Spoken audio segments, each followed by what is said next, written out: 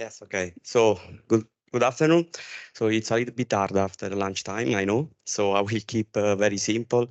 So my speech is not super technical. It's both more to give you opportunities that the vehicle, the electrical vehicle, what we say the battery on vehicles can give to customer to the market. Okay. So this is the outline for today. Just some information about the Enel for the one that doesn't know Enel. After we will go straight to the what is the V flexibility, why is it important to use this in the electricity grids, and then we will focus on the two main technology and related services that are V1G or smart charging, vehicle to X, vehicle to everything, that is the bidirectional charging of the vehicle. So, okay, Enel is a vertically integrated utility. We cover from the generation through the distribution, through the trading, through the retailer of the energy and not energy product, like especially EV charging and all the mobility business. We also provide PV panel storage to both residential customer and also CNI, meaning B2B. Okay, we are a little bit big.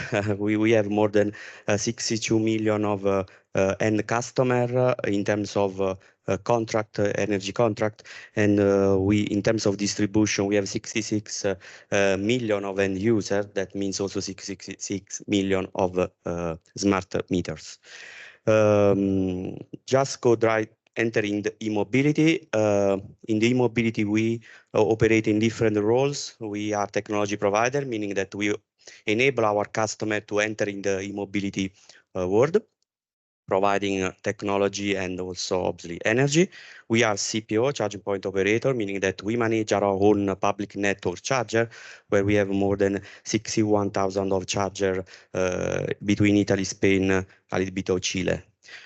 We are also mobility service provider, meaning that we enable our customer to charge on public network, where we have a huge more than 300,000 user on our mobile app. Now, let's close the, I would say, standard presentation. Let's enter in the core of today. I think majority of you know what is happening with the new, I would say, energy revolution. We are moving all the system from, I would say, top-down industry where energy was produced by big power plant, and then this energy is moved between transmission system, transmission line, distribution line, directly to end customer. That in the past is a passive entity. They just receive energy, pay a bill, stop. There is no other role. Now, you know, it's completely changed. We are moving to a distributed, I would say, market where the user can not only consume energy, but also produce, and it can do in a flexible way. What does mean flexible for the one that don't know? So the flexibility in the electricity market is the capability of a generator or a consumer to change or alter their generation profile or consumption profile. Why the customer need to do this? Normally because he has a remuneration to do this. This remuneration come from a needs, normally from the grids, in distribution system operator or transmission system operator that have some problem on the grids in terms of congestion or frequency deviation. And to solve this problem, they open normally some markets to buy resources to provide this kind of services on the grid. As I said, alter generation or consumption. So in particular, time when, for example, during the evening peak, there is a high demand of the energy, the DSO, for example, can ask user in terms of loads to lower their consumption to reduce this congestion. This open a business that is called the flexibility market, that is starting from the needs of the grids, coming straight to the final user. How this works? This normally is enabled by a new market entity that is called aggregator that aggregate these resources that normally are very small, is not comparable to a big power plant. The aggregate these resources and trade these resources towards the DSO and DSO, receiving some remuneration.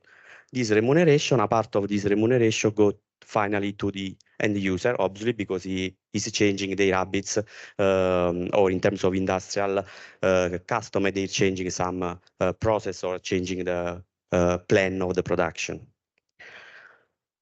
Entering EV, electrical vehicle are one of the best assets to provide flexibility. This is for three reasons. One is are very easy to shift. If you compare a normal average mileage of a user that is normally 40 kilometers in Europe every day, this means that with a, I would say, normal car, a normal charger, normally it takes just 1 or 2 hours every day to charge the vehicle at a high power, at, I would say, nominal power. This means that if a customer normally charge at home, and normally you are at home during the night, maybe 10, 20, 12 hours, this means that you have a lot of hours in which you can play this energy. So you can not only charge the first 2 hours, but maybe you can slow down the power rate and distribute this energy to during all the night. So easy to shift, first element.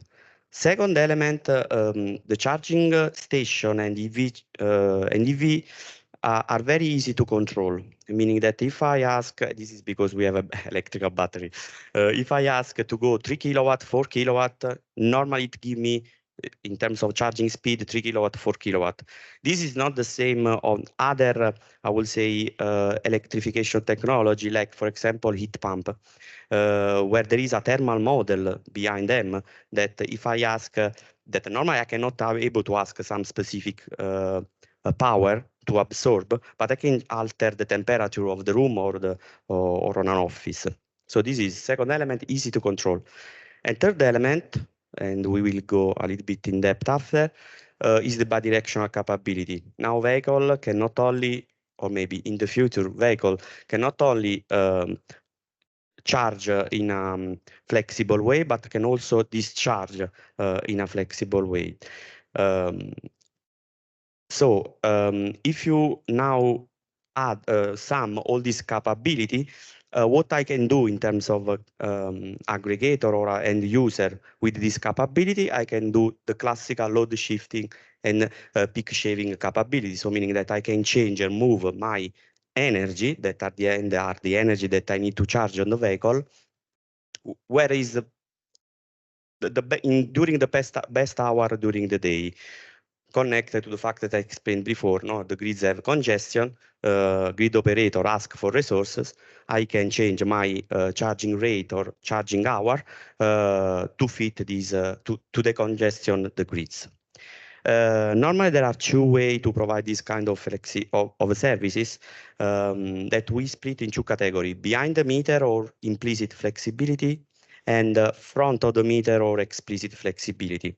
The main difference is that behind the meter services are services that are provided without an explicit and synchronous signal that come from the grids. Okay, so for example, I give you a very fast example. If you have a dynamic rate, electricity rate, meaning you have a electricity contract that don't have the same pricing during the day, but can have, for example, peak price. This is what we call implicit signal that the customer altering their usage during this hour can save some money on the electricity bill. This is the first category of services behind the meter or implicit demand response.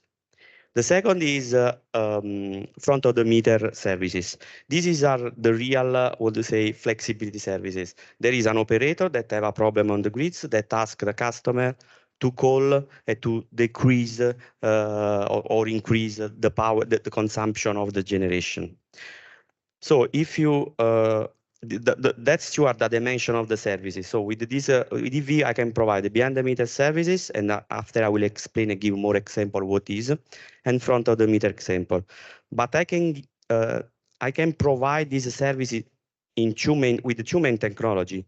V1G, meaning that the vehicle have only capability to modulate the power rate. Okay, so can charge more or less faster. The second is bidirectional charging, where the vehicle not only can charge modulating the power rate, but can also discharge toward the electricity grids. So we have this matrix, no, 2 per 2. When there is the technology in terms of electricity flow, V1G or V2G, so monodirectional or bidirectional, and what I can do with this energy. So I can provide some services that are behind the meter or front of the meter. This is a little bit some numbers. Before I say the electricity EV, electrical vehicle are the best technology to provide flexibility services. These are the forecast in 2030 by SmartEN that give you some figures about the potential above all the other technology that V1G or V2G vehicle will have on the grid. As you can see, majority of the flexibility in terms of power will come in the future from EV. Now, coming back a little bit on this matrix, no? I say this is a 2 per 2 matrix. I don't want to go very in detail on this slide, but just want to say that majority of these services are driven by regulation, driven by regulatory frameworks that enable those kind of services. When we talk about behind the meter services, is all about electricity regulation, how the regulator in each country design the electricity schema in terms of electricity bill. You know, because you pay, I suppose, an electricity bill. Electricity bill have a different component. Some connected to your consumption, some other no. So in the way all these components are designed country by country, and in Europe we are a little bit lucky because we have a more or less a European design. It's possible to have some element in this bill that is optimizable. For example, I said it before, if I have electricity tariff that don't have a unique pricing during the day, but have, for example, a peak of peak, obviously the consumer can say, oh, maybe I can charge my vehicle not during the peak hour because I will pay more, but I will charge during the off-peak time. Obviously, these happen in terms of EV charging automatically. No one wanted the customer remember where is the most expensive or most cheaper time slot to charge. So those technologies are happening automatically. Also, I said is a regulatory problem. Also, in terms of front of the meter, that I repeat is a market that DSO, distribution system operator or transmission system operator, open to acquire resource in terms of flexibility. This again is unlocked by regulatory. In some country, there is these markets are open. Essentially, in terms of distributed asset, all the Nordic Europe are very advanced. The UK, Norway, Sweden, Netherlands are very advanced in those kind of services. Why, for example, in Italy and Spain, something is starting, but we are at very early stage. Behind the meter, front of the meter service, as I said, it depends on the regulatory, while the other dimension, the technology dimension, I would say, monodirectional or bidirectional charging is pure, I would say, a technology story that I will explain a little bit after. Just to give some example of what I can do if I have a vehicle that is V1G and I have an operator, a service provider that can enable this. One simple example, if I have a limit site capacity, for example, is very pretty clear for you in terms of at home, no? Because you have a fixed power limit at your home. In Southern Europe is a little bit small because normally it's 3 kilowatt. You can understand that if I have a technology that automatically can adapt the power of the charging of the vehicle connected to the power that is available at the site, I can decrease a little bit the utility bill. obviously the capacity, you pay the capacity to the distributor. If I have a 3 kilowatt at home or I have 6 kilowatt, I pay proportionally. So if I can reduce this capacity, I have a way to play with the energy of my asset, in that case the EV, I can reduce this bill. Another example is with the PV panel. If I have a solar generation, I can decide to charge the vehicle only when I have a surplus of energy. Instead of injecting to the grids, I can decide to charge my vehicle, okay? Instead to charge during the evening, for example, because at the end is free energy. Another example is, as I said before, if I have a tariff profile, a tariff price that is not fixed but is variable during the day, for example, simple peak of peak, I can speculate a little bit of this electricity price. No, I can charge when the price is lower, for example. Then obviously this tariff can be complex as you want. There are some examples in Europe of what we call a dynamic tariff, that is tariff that change the price every hour and every day, because it's connected on the wholesale price. So every day you have all the trading in terms of day ahead, the market at intraday. And the next, the day before, you know the exact the price. And there are some utilities, some retailer of energy that provide the final customer this dynamic tariff. You can understand that if you have an automatic way to follow this signal, you can speculate a lot of this price. Obviously, it's impossible to think that a user will do it manually, no? By plugging, unplugging, or the electrical vehicle. This is why there is a need of technology and a service provider that enable this technology. The last services is the explicit demand response, is the front of the meter services. If I have a market, a DSO that send to me a signal of the congestion of the grid, I can adapt my loads to follow this signal. And this is about V1G, okay? So there is no bidirectional capability. All these kind of services are possible. All the vehicles on the street are V1G, meaning have a capability to modulate the power. So a service provider can provide these services per obviously user a load that is a service provider to do.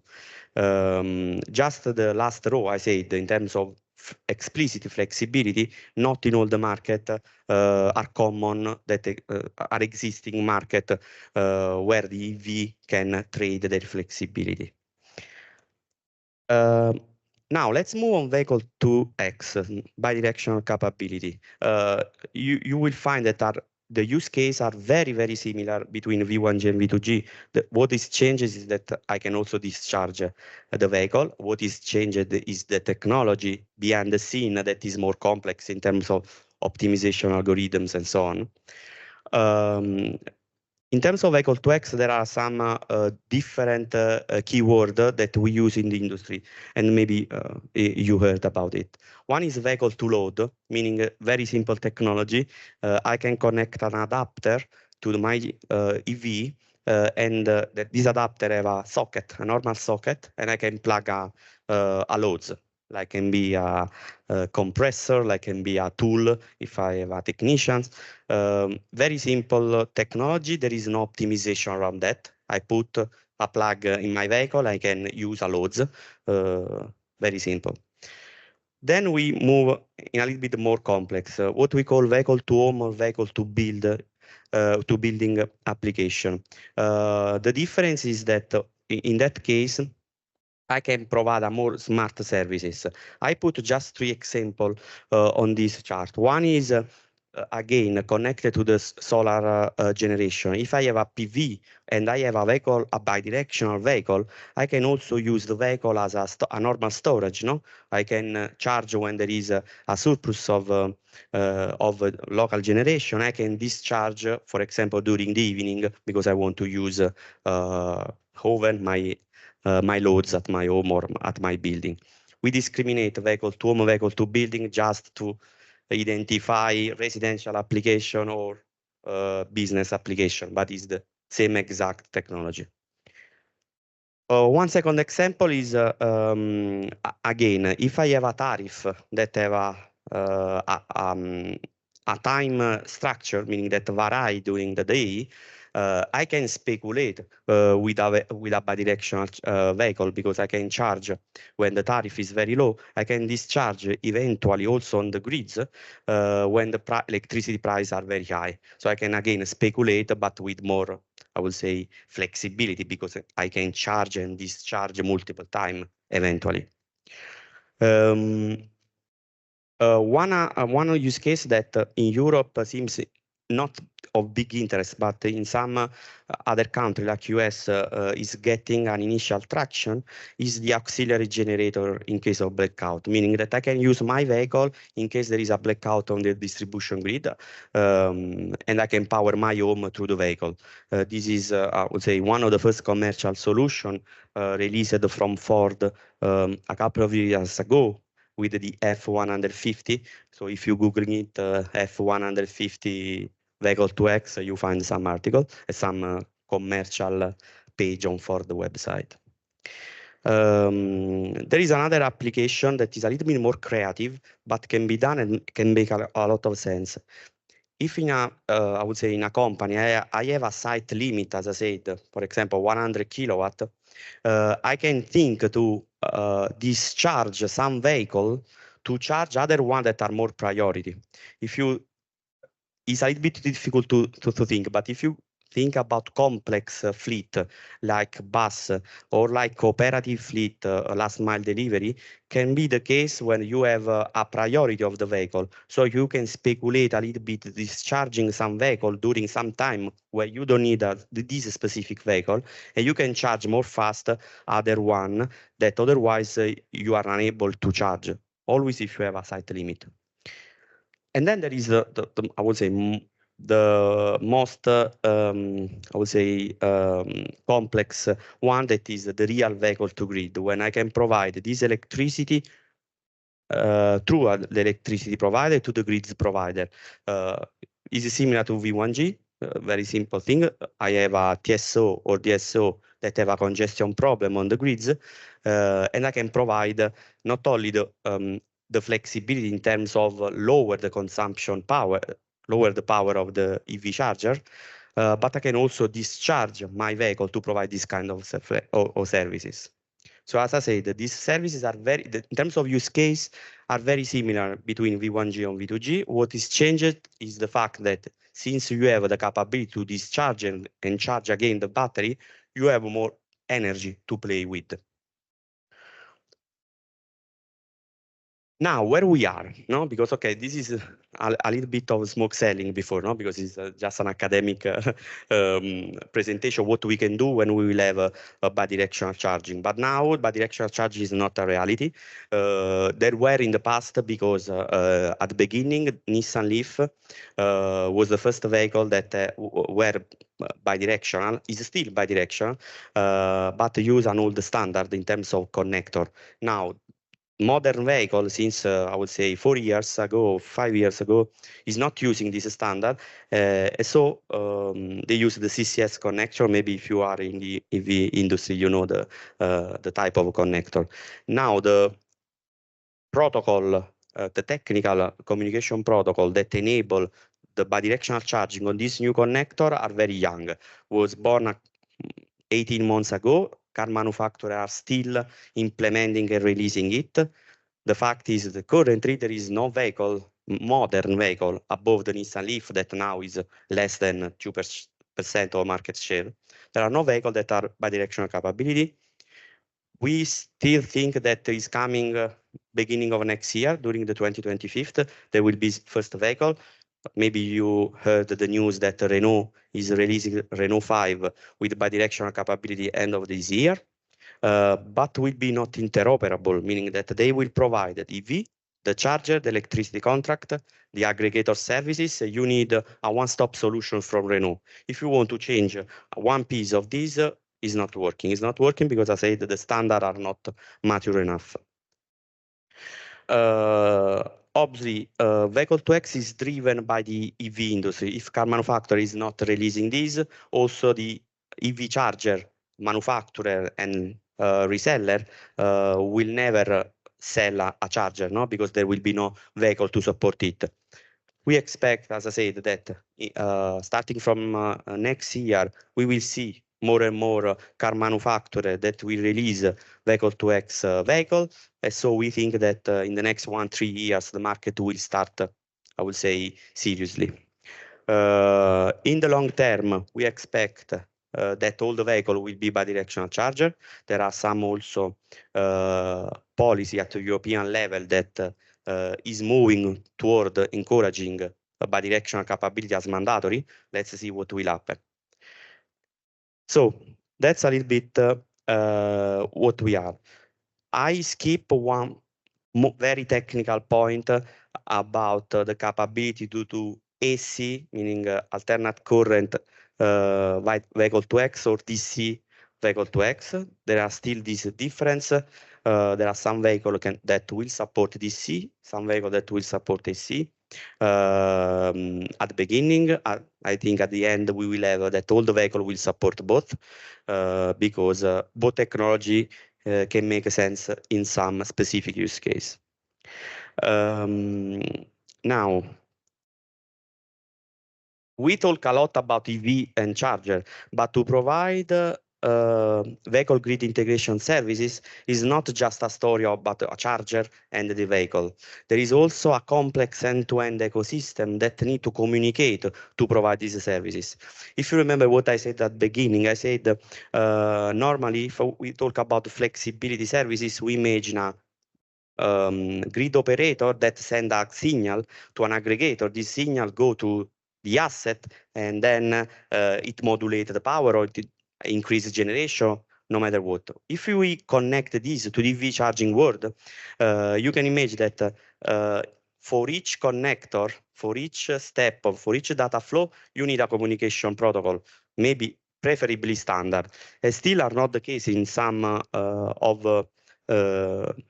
this connector. No, you say there is a lot of connector, a lot of different protocol in some connector. There is just some standardization that is coming between I would say the charge point operator and the charger, that is the OCPP, maybe the one that works a little bit in the EV world, no, this protocol that I would say is industry standard now. Also, if it's not a real official standard, but industry-wide, all these industries work using OCPP.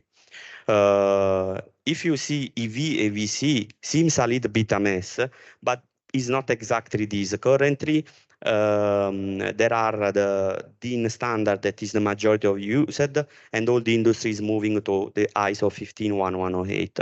So also if we normally we put all these standards because there are some use cases that require a different standard, and in some geography, you saw China, they use a lot of standard. Europe, more or less, we already, I would say, agreed to use ISO 15108.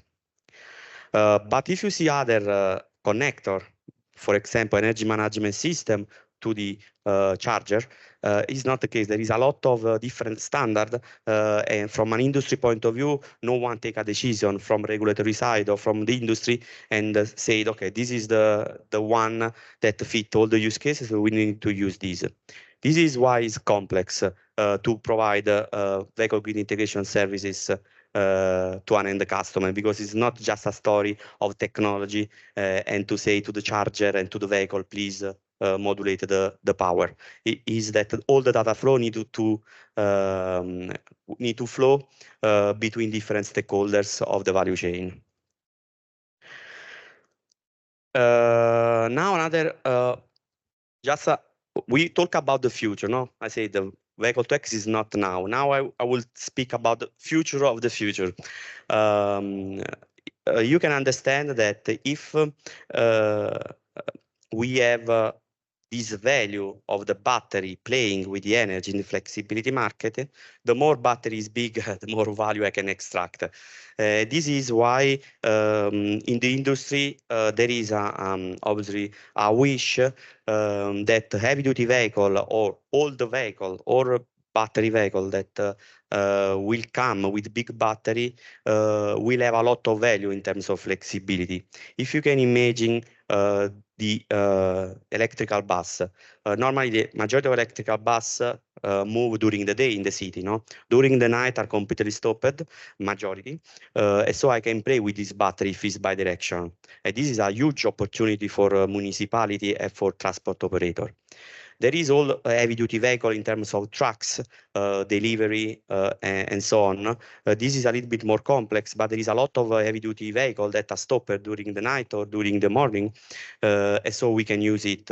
If you think about all the waste management in the city that run in the city during the night, during the morning, their battery can be used to provide this kind of services that I explained before.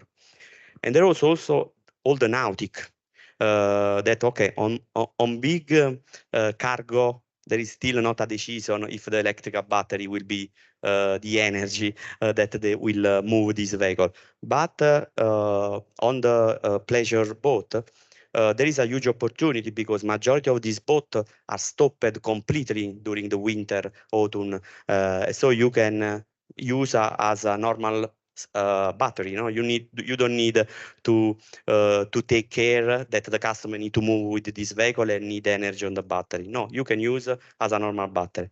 So heavy duty vehicle or vehicle with a huge battery will have a huge potential. So as industry, we are advocating that we need that at the beginning this vehicle will start to be bi-directional at the beginning to not have the same mistake that we did with the normal vehicle, not that we are now waiting the industry. Now, just other 2 points that I think you guess. No, why is important? Because we have a battery capacity, I said, and there is very predictable. So these heavy-duty vehicles normally are high potential in terms of predictability. I make an example of waste management. I made an example of electrical bus in the city. So they have schedules and a very precise plan in terms of energy that they need to have and the trip that they need to do in the next day or the next hour. Now some a little bit more technical. When we talk about vehicle to grid, just to give you what are the key data that we need to have when we play with the batteries. There are four main I would say data point that is important to provide these services. One is obviously the target SOC. So what are the percentage of the battery that the end user needs? For example, because he need to do a trip or because he need to go to the office. The other two are the max SOC and the min SOC. So are two bandwidth, a bandwidth between an aggregator can play in terms of vehicle to grid, in terms of flexibility. This means that during the charging process or during the session in terms of when the vehicle is connected to the charger, I can play inside this bandwidth. Normally this bandwidth is defined by the user, or in some case, car manufacturers are blocking, for example, the min SOC or the max SOC to avoid that the customer will, I would say, affect too much the battery health. So target SOC, this bandwidth that is, I would say, a contingency when we can play max SOC and min SOC, and obviously there is the initial SOC when the customer connect the vehicle at the beginning of the charging session. This is the first block of information. The second block of information are the departure time, meaning that which time the user, the driver, needs the vehicle ready with the target SOC. With this information, a service provider can provide the flexibility services, because if I know the initial SOC, the target SOC, I know the energy that I need to charge. If I have a departure time, I know the time, and so I can play with this information to extract value from the flexibility market. Okay, normally, obviously, in terms of user experience, these input are the customer will use a mobile app to put this information. Okay, so just to give a practical way. Now I talk a little bit before battery degradation, no? Because when we talk about bidirectional capability, there is still the this I would say bias that it can affect the battery degradation, the battery health. This is a new study. You saw? Okay, you saw because I saw cut. There is a new study that proven with a practical example that under certain condition, under certain use cases, in some case the battery still increase the performance during the lifetime. Obviously, this is, I would say, more academic research, but these guys, and I invite you to read this because it's very interesting. These guys test real use cases. Okay, so it's not testing just some strange cycle. No, they identify the use cases that are very similar to the one that I explained to you. No, solar generation or implicit price signal. They simulate these use cases to battery cells and understand and predict what will be the effect of this charge-discharge cycle during the lifetime of the battery. And so this study proved that in certain case we can also increase the health of the battery. I think that that's all. Good time because I have 8 minutes for your question. Just to recap, because I want that you remember just key point. So vehicle grid integration technology, as I said, are open new opportunity to reduce the total cost of ownership of EV. While ensuring the grid stability and the resilience to provide this kind of services. As I said, the V1Gs now all the cars are able to provide smart charging, monodirectional smart charging, while vehicle 2X still need to happen. We hope soon. Electrical vehicle battery. So I hope that I explained that these are will become a real asset for also grids operator, but also for the customer, because if I can extract some value, for me is a valuable asset. Let's think about big fleets like e-bus or other more complex fleet. And I think that as a society, we want to use this battery at the maximum that we can, no? Because we use a lot of natural resource to produce this battery. So it will make no sense to have 100 kilowatt hour battery on a vehicle if I move just 5 kilowatt hour a day. No, there will be no sense as a society to produce an EV only for that. And vehicle 2X capability will allow to use this vehicle as much as we can. There are still some technology and regulatory barrier to make it a mass market adoption, but the things are moving very, very fast, especially in the last 2 years, and we expect that, especially in bidirectional capability, 2025 will be the year. Okay. I finish. I have 6 minutes for question. Thank you, Davide, for your presentation. Thank you.